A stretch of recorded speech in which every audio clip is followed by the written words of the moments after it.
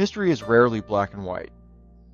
It's not a ledger of sins and saviors, but a complex braid of violence, vision, and vegetables. Today's story is one of the greatest paradoxes in global history. Colonization devastated entire civilizations, but it also gave us the potato.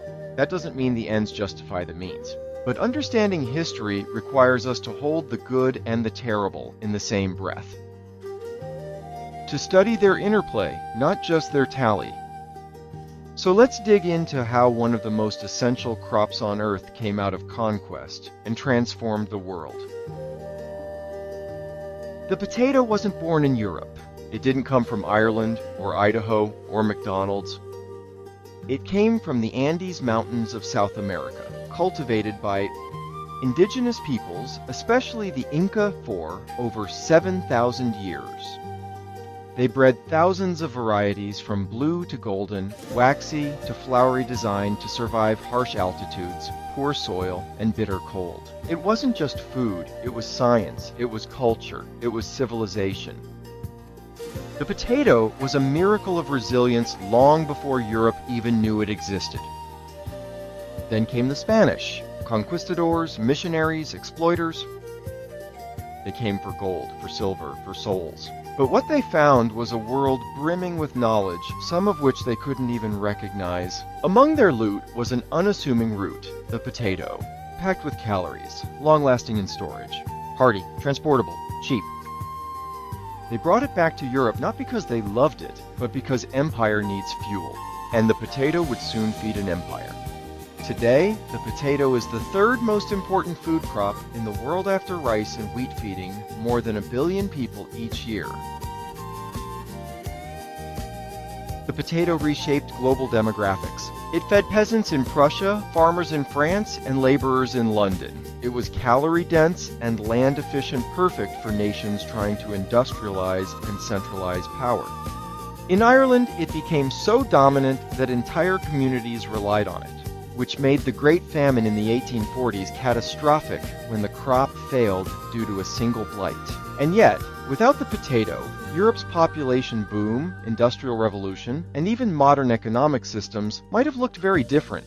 This one Andean crop helped fuel global capitalism, whether for better or worse. Today, the potato is one of the most important crops in the world. It's grown on every continent except Antarctica. From masala aloo in India, to chips in Ghana, to fries in your drive-thru. This Andean tuber is everywhere.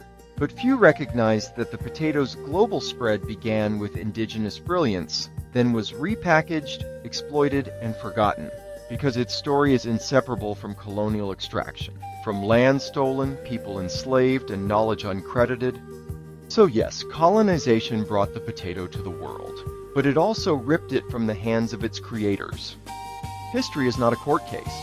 It's not about winning or forgiving. It's about understanding how threads of violence and brilliance intertwine. The potato is a gift to humanity, but it came through plunder. Power often travels disguised, as faith, as civilization, as food. But beneath the disguise lies a story of extraction, and we owe it to ourselves to taste it fully. This is why the Renaissance spirit matters. To hold that contradiction in our minds and ask, what else in our lives do we take for granted without recognizing who paid the price? Today, indigenous farmers in Peru are still preserving genetic diversity in potatoes, some varieties you'll never find in a supermarket. Their knowledge, like their ancestors, survives, but it deserves credit, respect, and reconnection. It's easy to reduce history to heroes and villains, but sometimes the truth lies in what we eat.